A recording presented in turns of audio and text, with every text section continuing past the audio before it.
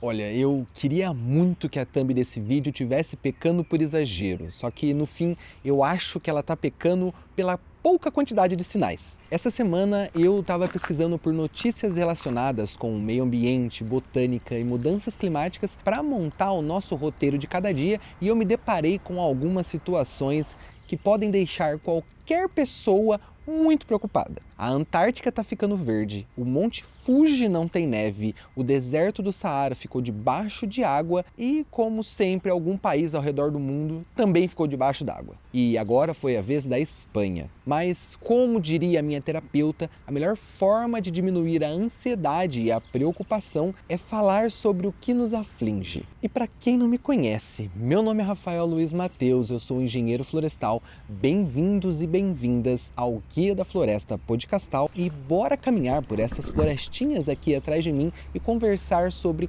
4 acontecimentos recentes que esfregam na nossa cara que as mudanças climáticas realmente chegaram. Por se tratar de um vídeo um pouquinho mais contemplativo dessa trilha que a gente vai fazer nessa florestinha chique aqui atrás, ou não também, vai depender se a chuva vai permitir, mas que no fim tem um formatinho de podcast, pode deixar o vídeo rolando enquanto você faz uma tarefa mais maçante do seu dia a dia, como lavar uma louça, passar um pano na casa ou qualquer outra coisa similar. E se aparecer alguma plantinha ou situação interessante aqui na trilha, eu chamo a sua atenção para o vídeo.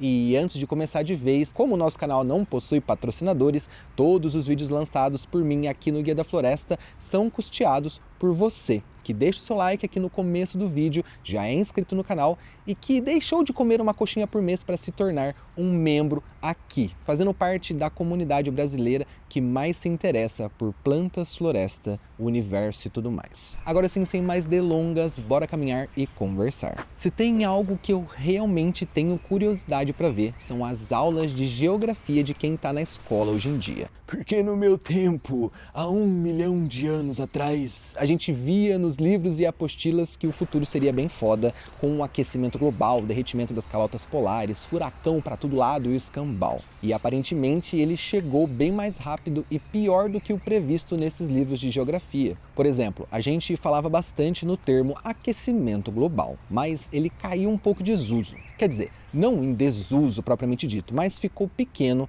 perto da realidade que estamos vendo. Agora, o termo mais aceito, justamente por ser mais abrangente, é mudanças climáticas. Isso porque a gente tem percebido que as consequências dos nossos atos para o nosso planetinha não é só tornar ele uma panelinha de pressão, apesar de ser sim a consequência mais perceptível. O problema em traduzir tudo o que está acontecendo para um mero aquecimento é que o termo não faz sentido na cabeça de certas pessoas quando, por exemplo, está todo mundo falando que o planeta está esquentando e, sei lá, regiões da América do Norte que não deveriam ter muita neve passam por uma das piores nevascas dos últimos anos, como aquelas tempestades polares que chegaram a matar mais de 50 pessoas nos Estados Unidos no começo de 2024. Também não faz sentido na cabeça de certas pessoas que o planeta está esquentando e, consequentemente, secando quando diversas regiões do mundo estão tendo problemas com chuvas torrenciais e enchentes incontroláveis. Tipo, como pode o planeta estar esquentando se está chovendo no deserto? Ou por que então que a gente deveria se preocupar com o mato crescendo na Antártica? Porque se tem mais planta, obviamente tem mais oxigênio, obviamente é melhor pra gente. E é exatamente pelo termo aquecimento global, deixar de fora todos esses outros fenômenos, que hoje utilizamos o conceito de mudanças climáticas. Agora, a gente enxerga que qualquer padrão de alteração do clima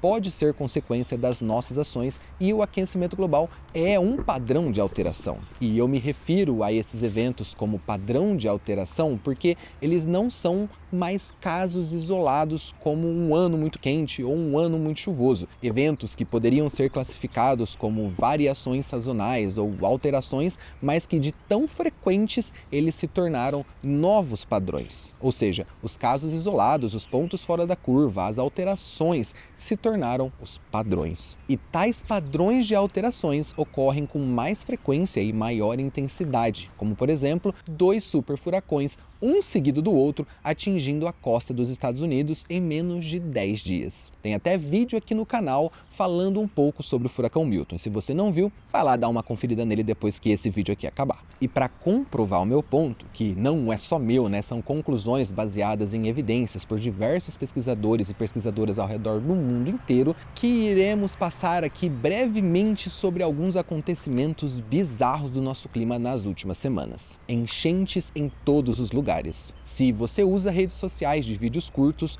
com certeza seus feeds tiveram uma enxurrada de filmagens das enchentes na Espanha nas últimas semanas. E sim, eu sei, péssimo trocadilho, mas não podia deixar de usá-lo. Agora, se você tá perdido ou perdida e não sabe o que tá rolando, é o seguinte: ali por volta do dia 29 de outubro choveu em Valência, na Espanha. Em 8 horas, o previsto para um ano de chuva. Dá só uma olhada nessas imagens aqui da BBC sobre o antes e o depois de alguns lugares lá da cidade. É realmente surpreendente o impacto dessas chuvas. E infelizmente o começo da enchente aconteceu no final da tarde do dia 29 e por conta disso muitas pessoas estavam nas ruas, tanto que a maioria dos mais de 200 mortos estavam dentro dos seus carros, presos nas ruas estreitas da cidade. Assim, eu não curto muito ficar comparando desgraça, mas eu achei um dado aqui numa notícia do Metrópolis que diz que morreu mais gente na Espanha do que nas enchentes que rolaram esse ano no Rio Grande do Sul, aqui no Brasil. Tipo, real que comparar número de mortes entre catástrofes climáticas num país como o nosso e a Espanha é sacanagem. Isso porque muitas pessoas, e isso eu falo com certeza, pereceram nas enchentes do Rio Grande do Sul e provavelmente não foram contabilizadas. E isso é óbvio devido à abrangência do que rolou aqui pra gente e por ter atingido muitas áreas rurais. Inclusive, ainda hoje, meses depois do que rolou, ainda tem quase 2.000 pessoas sobrevivendo em abrigos temporários no Rio Grande do Sul. Então, sei lá, comparar catástrofes climáticas ainda mais tão recentes é sempre muito injusto. Mas tem uma comparação que eu achei bem interessante. No Rio Grande do Sul, as chuvas vinham caindo há quase 4 semanas antes de realmente tudo ficar por água abaixo. Então, por mais que foi catastrófico, foi um pouco mais gradual. Lá na Espanha, foi realmente uma chuva de apenas 8 horas que deixou a cidade debaixo d'água, com cenas que me lembram muito tsunamis. Mas enfim, eu não quero ficar me alongando muito nesse tema, até mesmo porque eu gostaria de fazer um vídeo no formato dos documentários que eu solto aqui no Guia da Floresta só sobre enchentes. E, inclusive, deixa seu like aqui no vídeo para eu ver que você também se interessaria por um vídeo sobre esse assunto. O Saara debaixo d'água. Como um canal focado em meio ambiente, não devemos ficar falando, nos restringindo apenas às mudanças climáticas que atingem apenas as áreas habitadas, até mesmo porque esses assuntos a mídia tradicional já suga o suficiente. Por isso que eu gostaria de relembrar você que no final de setembro de 2024, o Saara, que é o maior deserto quente do mundo, abrangendo mais de 12 países, teve regiões que simplesmente voltaram a se tornar lagos. Mas assim, não foi o deserto inteiro, mas sim ali no sudeste do Marrocos. Normalmente essa região nunca tem chuvas, muito menos nessa época do ano e ainda mais com essa intensidade. Tipo assim, até chove, mas é basicamente uma chuvinha de molhar bobo e que rapidamente é absorvida pelo solo arenoso daquela região. Mas em apenas 2 dias foram registradas chuvas que excederam as médias do ano inteiro de precipitação. Em Togolnit, não sei direito a pronúncia, foram registrados mais de 100 milímetros de chuva em 24 horas, o que é um absurdo, até mesmo em comparação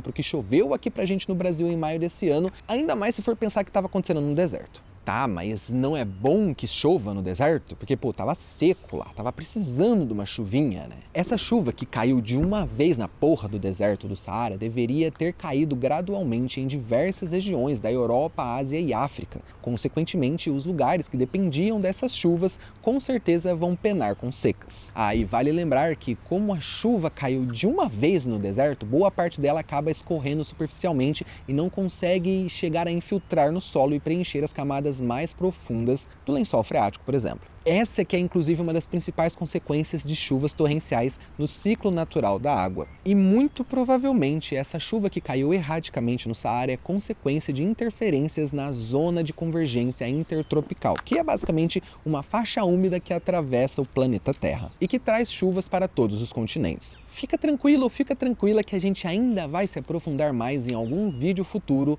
sobre a zona de convergência intertropical aqui no canal, tá bom? Mas por hora basta saber que é como se fosse uma faixa de umidade ao redor do globo. Monte Fuji sem neve. Nem sempre só de chuva e enchente que vivem as mudanças climáticas. Recentemente o Monte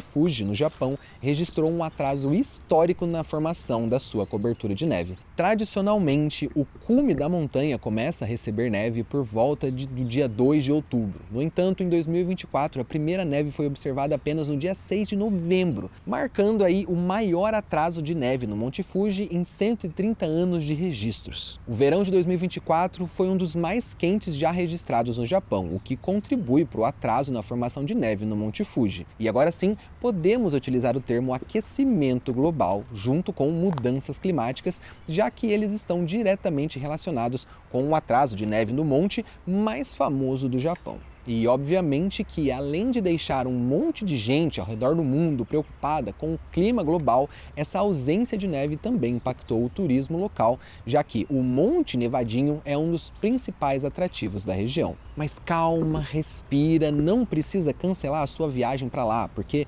não é como se não tivesse mais neve no Monte Fuji, ela apenas atrasou. Tipo assim, atrasou pra cacete, mas foi apenas um atraso, o que não diminui o alerta de que não só as famosas calotas polares e geleiras ao redor do mundo estão virando lagos no Saara, mas toda e qualquer região nevada ou mais fresquinha, como aqui onde eu tô, está se modificando num ritmo bem alarmante. Verdejamento da Antártica. Falando em neve e gelo, tem um artigo intitulado em tradução livre Verdejamento Contínuo da Península Antártica observado do espaço, publicado na revista Nature, que apresenta uma análise aprofundada sobre o aumento da vegetação na Península Antártica ao longo de 35 anos. Utilizando dados de satélites coletados entre 1986 e 2021, os pesquisadores observaram uma expansão contínua e acelerada da cobertura vegetal. Esse verdejamento é atribuído principalmente ao aumento das temperaturas na região, um reflexo direto e óbvio das mudanças climáticas que têm impactado fortemente a Antártica nas últimas décadas. De acordo com um estudo, a área coberta por vegetação passou de menos de 1 km² em 1986 para quase 12 km² em 2021, revelando um crescimento surpreendente. A expansão foi ainda mais rápida nos últimos anos. Entre 2016 e 2021, a taxa de crescimento foi cerca de 33% maior do que no período de 86 a 2016. Os autores do artigo sugerem que o aquecimento na Península Antártica está criando condições mais favoráveis para o desenvolvimento e a sobrevivência de plantas em regiões que antes eram dominadas pelo gelo e neve. Mas quanto mais planta, melhor, né? Então, eu já falei aqui no canal várias vezes que nem sempre o verde é sinônimo de ambiente conservado, como nesse vídeo aqui que eu falo um pouco mais sobre exóticas invasoras. No caso, o verdejamento da Antártica tem grandes implicações para os ecossistemas locais e para o equilíbrio climático global. Com menor superfície coberta por gelo e mais áreas vegetadas, a Península Antártica absorve mais calor, dado que plantas têm um albedo menor do que o gelo, porque elas não são branquinhas, logo elas refletem menos a luz solar, elas absorvem mais a luz solar e ficam mais quentes do que o gelo. E isso pode acelerar ainda mais o microclima de aquecimento na região, criando meio que um efeito feedback que intensifica o degelo. Os autores do artigo alertam que essa transformação pode alterar a biodiversidade local, afetando espécies que dependem dos ecossistemas frios e impactando as interações entre a flora e a fauna da região, muito por conta do favorecimento do desenvolvimento de espécies exóticas invasoras, que antes não davam conta de crescer nas regiões geladas, mas que agora conseguem, e vão começar a competir mais fervorosamente por recursos com as espécies locais. Porque basicamente, as espécies locais apenas ganhavam na briga por serem muito bem adaptadas às condições de clima severo na região. Agora que não existe mais essa vantagem de clima severo para as espécies nativas, as exóticas terão muito mais vantagem. E, inclusive, é dessa forma que mais espécies exóticas invasoras levam à extinção a diversas espécies nativas de fauna e flora. Em última análise, o estudo destaca o papel crucial da Península Antártica como um indicador sensível das mudanças climáticas em curso e sugere a necessidade de monitoramento contínuo para entender as implicações desse fenômeno para o clima global. Ou seja, assim como o cumezinho do Monte Fuji, essas áreas geladas da Antártica servem muito bem como um termômetro para o resto do mundo inteiro. O que não podemos permitir é que tomadores de decisões, como políticos e CEOs de empresas bilionárias, soquem esse termômetro no e acabem esquecendo ele lá, fingindo que não tem como provar o ponto das mudanças climáticas e acabem dizendo que esses fenômenos são coisas normais do planeta Terra. Claro, né? É muito fácil falar isso quando tu conscientemente esqueceu de consultar o termômetro que também conscientemente socou no buraco, para não falar mais um palavrão. Considerações finais. Enfim, me desculpem aí pelo palavreado. Às vezes eu penso que eu tenho que ser mais family friendly, mas quando eu começo a tocar em certos assuntos, eu perco um pouco a paciência, tá? Mas, enfim, caso você não se importe com a minha falta de paciência e ainda assim queira mais vídeos como esse chegando para você e mais pessoas, deixe o seu like aqui para mim, se inscreva no canal do Guia da Floresta e considere se tornar membro aqui da página. É bem difícil conseguir patrocinadores para os vídeos que falam de temas tão difíceis como esse. E é justamente com a união do seu suporte e da minha insistência quase que inocente que falaremos cada vez mais de plantas, florestas, o universo e tudo mais. E para quem gosta, hoje tem sim dica cultural, tá bom? Porque ontem eu consegui terminar esse livro aqui maravilhoso, que é o 1618 ou 1618 do César Bravo e publicado pela Dark Side. E assim, quem acompanhou o conto que eu lancei no especial do Halloween sobre a orquídea Luteovítrea já deve estar ligado que eu gosto bastante muito de histórias de terror meio cutulescas, mas que se passem aqui no Brasil e envolvam plantas. E se você assistiu o conto até o final, caso não tenha assistido, vai lá conferir que tá um conto muito massa, você também deve adorar a união desses temas numa história só, como é o caso desse livrinho aqui do César Bravo. Essa é uma história de terror meio de ficção científica que se passa no interior do estado de São Paulo, inclusive bem pertinho de onde eu nasci, lá em São José do Rio Preto. E assim, o César escreve de um jeito tão gostoso e fascinante que eu comi o livro em menos de 2 semanas. Eu infelizmente não posso dar muitos spoilers, porque perderia toda a graça, mas se você está procurando um bom autor brasileiro de histórias de terror, mas que flertam com a tecnologia e curiosamente também com a botânica,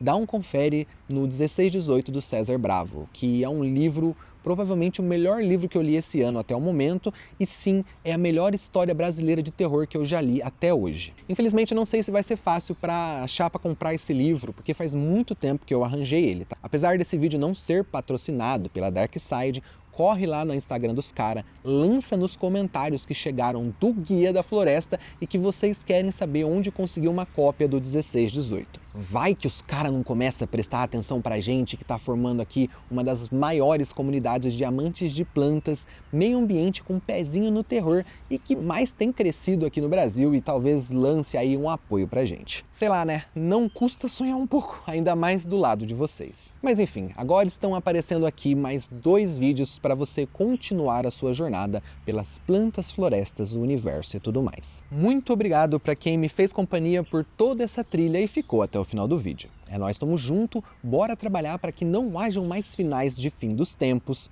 Valeu e falou!